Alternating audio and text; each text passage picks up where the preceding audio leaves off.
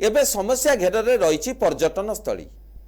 सरकार ऐतिह्य तथा पर्यटनर विकास पर डिंडिम पिटुला बेले आशातीत भावे उन्नति हो पारुनथिबा अभियोग होईछि। सेही भली राज्यर ख्याति संपन्न पर्यटन स्थली मध्य रही गंजाम जिला बुगुड़ा अंचलर बुद्धखोल पंचु शैवपीठ। सेठारे कौन रही समस्या आसंतु नजर पकाइबा। गंजाम जिला बुगुड़ा ब्लॉक अंतर्गत बुद्धखोल पंचु शैवपीठ और पर्यटन स्थली भावे राज्य और राज्य बाहर बेस ख्याति अर्जन करिछि। राज्य और राज्य बाहर विभिन्न पर्यटक छात्र छात्री आसी एठारे भोजी भात करी बनभोजी माहौल सृष्टि करने सह एठारे थिबा गछलता पहाड़ जंगल आदि प्राकृतिक परिवेश को मध्य उपभोग करिथांती। जेहेतु बुद्धखोल पंचु शैवपीठ भावे विश्वविख्यात तेणु एठारे श्रावण मासरे लक्ष लक्ष काउडियांक भिड़ आसर जमे एवं कार्तिक मासरे दूर दूरांतरु शैव भक्त आसी एठारे पंचु महादेव को दर्शन करने सह भोजी भात रोषे करी आनंद उल्लासर सह प्रत्यावर्तन करिथांती। एठारे थिबा विराट जल भंडारर मजा मध्य पर्यटक माने नै थांती। एही बुद्धखोल प्रांगण में प्रतिवर्ष पर्यटन विभाग सहायतार बुद्धखोल महोत्सव पालित हुए।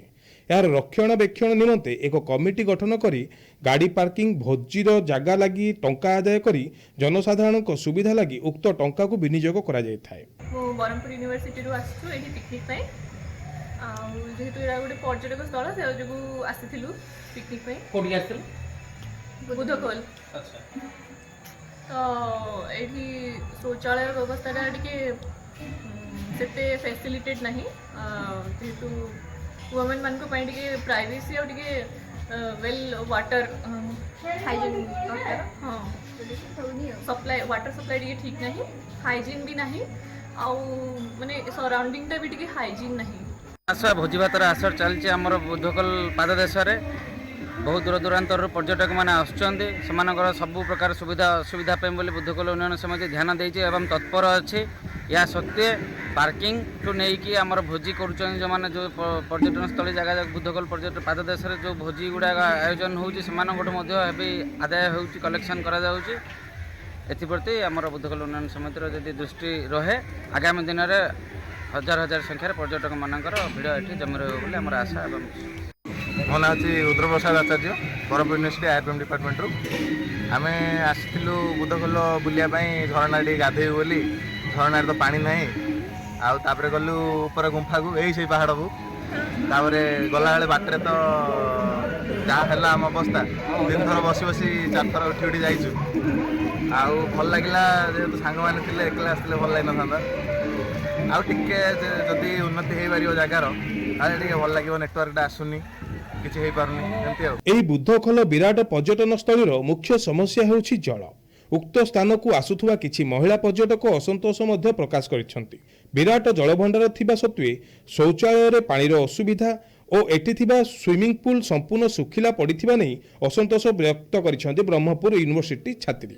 बुद्धखोल शौचालयर जल सुविधा उपरे असंतोष प्रकाश करी कौन कहउछंती आसंतु तांकरी मुहरु सुनि नेबा। बरहमपुर यूनिवर्सिटी रो आस्तिलु हमर आईआरपीएम डिपार्टमेंट फर्स्ट टाइम पे बुद्धखोल आसीथिलु माने डिपार्टमेंट पिकनिक पाइका फर्स्ट आसिकी बहुत भल लागला नेचर एंजॉय कलु तापरे आमे से गुंफा को लाइक एडवेंचरस ट्रिप माने ट्रेकिंग करिथिलु मझरे भाबिलु कि we will give up but somehow we managed and बहुत भलो थिला। देखंतु वर्तमान आमे बुगुड़ा ब्लॉक जोठी पर्यटन स्थली बुद्धखोल महोत्सव जो जगह हुए आगामी दिन मध्य महोत्सव हेबापई प्लानिंग चली आमर स्थानीय विधायक तथा मंत्री गोकुल मल्लिक प्लानिंग करुछंती जे बुद्धखोल महोत्सव करने किंतु वर्तमान जो नूतन वर्ष अच्छी नूतन वर्ष हिसाब से आम आसी फैमिली धरी आम आसीचु किंतु से जगार वर्तमान जो भाव में अव्यवस्था देखा कहले शौचालय अव्यवस्था कहवा जदि कहवा एठी जदि गोटे जड़े लेडीज आसे जड़े महिला आसे ताहले एठी तापई कौन शौचालय पानी सुविधा नहीं किंतु आपण मैंने कहि गोटे कथा ये शौचालय सामने गोटे स्विमिंग पूल अच्छी से स्विमिंग पूल कौन पानी सुविधा ना जहाँ फल एठी केवल गंजाम जिलार बुगुड़ा ब्लॉक नुह गंजाम जिला बाहर राज्य बाहर लोक बुद्धखोल को आसुँच बुद्धखोल देवदेव महादेव दर्शन करुँच किंतु एठी कौन महिला मानकर ସୁବିଧା ପାଇଁ ବ୍ୟବସ୍ଥା କରାଯାଇ ନାହିଁ, ଯାହାଫଳରେ ଅନେକ ମହିଳାମାନେ ଶୌଚାଳୟ ଯିବା ପାଇଁ ଅସୁବିଧାର ସମ୍ମୁଖୀନ ହେଉଛନ୍ତି। କିନ୍ତୁ ଏଠି ମୋର ସରକାରକୁ ବହୁତ ବହୁତ ନିବେଦନ, ଯାହାଫଳରେ କିଛି ଆଗାମୀ ଦିନରେ ଏହି ଶୌଚାଳୟର ବ୍ୟବସ୍ଥା କରନ୍ତୁ, ଯାହାଫଳରେ ଯେଉଁ କୌଣସି ମହିଳାମାନେ ଆସିବେ ସେ ମହିଳାମାନଙ୍କ ପାଇଁ ପାଣିର ସୁବିଧା ହେଉ କିମ୍ବା ପୁରୁଷମାନେ ମଧ୍ୟ ଆସନ୍ତୁ, ପୁରୁଷମାନଙ୍କ ପାଇଁ ପାଣିର ସୁବିଧା ହେଉ। ଗତ 16 ତାରିଖରେ ସାଧାରଣ ସମ୍ପାଦକ ଦାୟିତ୍ୱ ଗ୍ରହଣ କରିଛି ଏବଂ 19 ତାରିଖରେ ପରିଦର୍ଶନ କରିବା ସମୟରେ କିଛି ପାଣି ବିଷୟରେ ଲକ୍ଷ୍ୟ ସାଙ୍ଗେ ସାଙ୍ଗେ ତାର ପ୍ରତିକ୍ରିୟା କରୁ ଆବଶ୍ୟକ ଜିନିଷ ଶୌଚାଳୟ ପୁରୁଷ ଏବଂ ମହିଳାମାନଙ୍କର ତିଆରି କଲି। ପ୍ରୋବ୍ଲେମ ହେଉଛି ଯେ ସେଠି କିଛି କେବଳ ଝରଣା ପାଣିରୁ ଆମେ ସପ୍ଲାଇ କରୁଛୁ, ଆଉ ଗ୍ରାଉଣ୍ଡ ୱାଟର ପାଣି ସେଠି ଆଭେଲେବୁଲ୍ ହେଉନି। ତେଣୁ ଆମେ ଯତ୍ପୂର୍ବ ଚେଷ୍ଟା କରୁଛୁ ଏ ପାଣିର ସମସ୍ୟା ସମାଧାନ କରିବାକୁ ବୋଲି। ଆଉ ପ୍ରୋବ୍ଲେମ ହେଲା ଯେ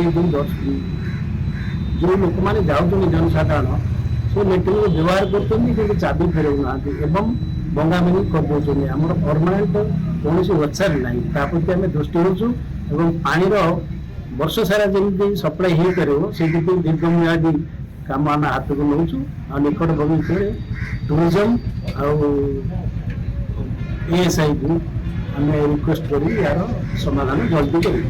ରାଜ୍ୟ ଓ କେନ୍ଦ୍ର ସରକାରଙ୍କ ଦ୍ୱାରା ପର୍ଯ୍ୟଟନ ବିଭାଗ ଲାଗି ଆସୁଥିବା ଅର୍ଥର କିଭଳି ଭାବେ ବିନିଯୋଗ ହୋଇ ପର୍ଯ୍ୟଟକମାନେ କେବେ ନିଜର ମୌଳିକ ସୁବିଧା ପାଇପାରିବେ ଏବଂ କେବେ ପର୍ଯ୍ୟଟନ ବିଭାଗ ଏସବୁ ପ୍ରତି ଦୃଷ୍ଟି ଦେବେ ତାହା ଦେଖିବାକୁ ବାକି ରହିଲା। ଗଞ୍ଜାମ ବୁଗୁଡାରୁ ପ୍ରତିଭା ସ୍ୱାଇଁଙ୍କ ରିପୋର୍ଟ, NTV।